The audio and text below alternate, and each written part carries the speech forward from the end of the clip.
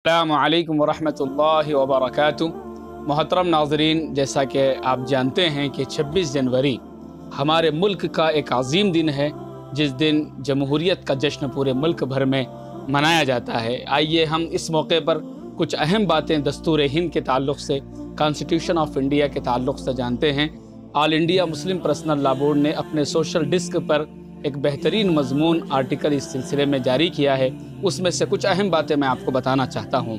मोहतरम नाज़रीन, किसी भी मुल्क और इज्तिमाई निज़ाम को चलाने, वहाँ के नज़्म व नस्क़ को क़ायम करने के लिए किसी आइन की, किसी दस्तूर की, किसी आर्टिकल की ज़रूरत पड़ती है। इसी तरह हमारे मुल्क के अज़ीज़ हिंदुस्तान में भी जब मुल्क आज़ाद हुआ 15 अगस्त 1947 को और अंग्रेज़ों की तसल्लुत से आज़ाद हुआ, तो उस वक्त हमारे अपने मुल्क में आज़ादी के 2.5 साल के बाद आइन का यानी दस्तूर हिंद का निफाज अमल में आया। उसके बाद से हिंदुस्तान एक मुकम्मल खुद मुख्तार जमहूरी मुल्क बन गया, जिसका ख्वाब हमारे पुरखों ने, आज़ादी को दिलाने वाले मतवालों ने देखा था। इस तयशुदा दस्तूर के आगाज़ में जो जुमले मरकूम हैं वो बहुत इम्पोर्टेंट हैं, सुनने के काबिल हैं कि दस्तूर के अंदर क्या लिखा हुआ है।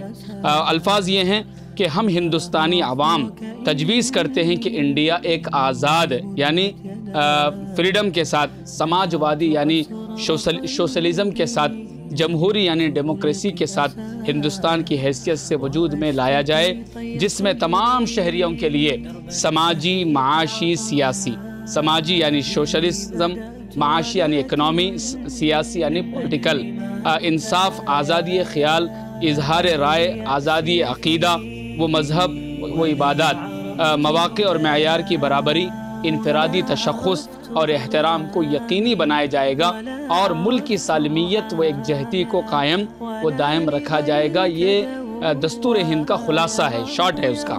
26 नवंबर 1949 को यानी 26 नवंबर 1949 को 7 रुकनी कमेटी, जिसके चेयरमैन डॉक्टर बाबा साहब अम्बेडकर थे, ने आइन का मुसव्वदा हुकूमत को सौंपा, जिसका निफाज 26 जनवरी 1950 से अमल में आया। अब तक इस आइन में तकरीबन 92 यानी 92 तरामीम यानी उसमें कमी बेशी की गई है।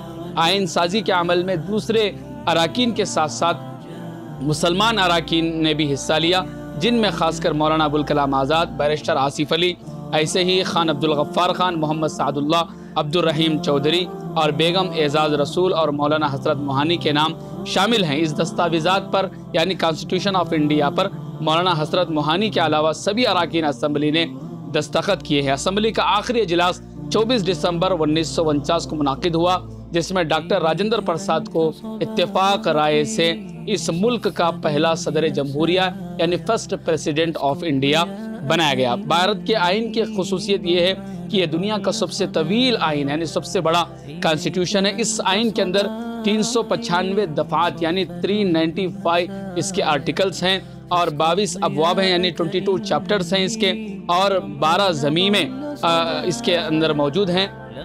ये मुल्क का ये दस्तूर अपनी बहुत से खूबियों और कुछ खामियों के बावजूद दुनिया का सबसे बेहतरीन दस्तूर कहलाता है। बहुत सी बातें इस दस्तूर के अंदर शामिल है। चंद बातों की तरफ आपकी तवज्जो मैं दिलाना चाहूँगा। इस मुल्क के अंदर जो आइन है हमारा, उसके अंदर हक़ मसावात है, यानी सब जो है सबके लिए बराबरी है। सबका चाहे उसका मज़हब किसी भी मज़हब से उसका ताल्लुक़ हो, सबको बराबरी का हक़ दिया गया है। मुल्क में रहने वाले तमाम अफराद बाएतबार इंसान एकसा हुकूक़ के मालिक हैं और आइनी एतबार से उनके अंदर किसी किस्म की कोई ऊँच नीच, अदना व आला की कोई तफरीक नहीं।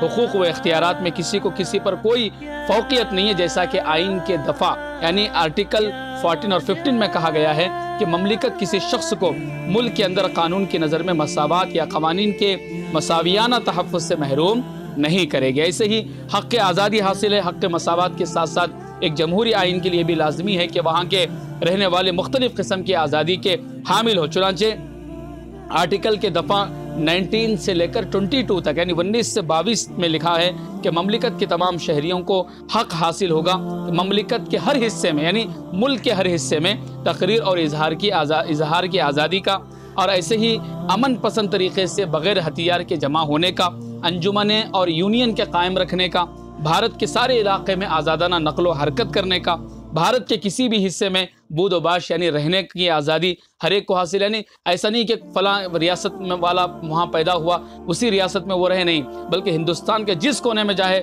جو بندہ رہنا چاہے اس کو مکمل آزادی ہے۔ ایسے ہی مذہب کی آزادی یہ بہت اہمیت کی حامل ہے مذہبی آزادی، کہ انسانی فطرت پر نظر ڈالنے سے معلوم ہوتا ہے کہ انسان کے اندر سب سے زیادہ حساس جو مسئلہ ہے وہ مذہبی معاملہ ہوتا ہے۔ لہذا اس ملک کے دستور کے اندر اس بات کی مکمل آزادی ہے کہ کوئی بھی شخص اپنے مذہب پر مکمل آزادی کے ساتھ اس پر عمل کر سکتا ہے، اس کی تبلیغ کر سکتا ہے، اس کی تشہیر کر سکتا ہے۔ دفعہ 25 میں کہا گیا ہے کہ تمام اشخاص کو آزادی ضمیر اور آزادی مذہب یعنی فریڈم آف ریلیجن کی مکمل آزادی اس کو حاصل ہے۔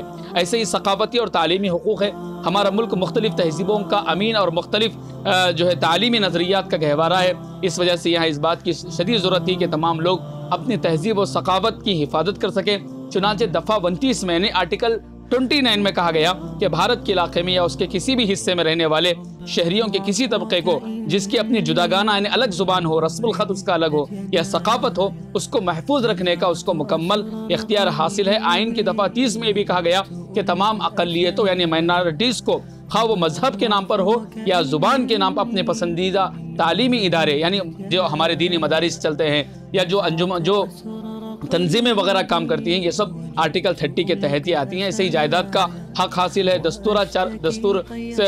دستوری چارہ جوئی کا حق حاصل ہے۔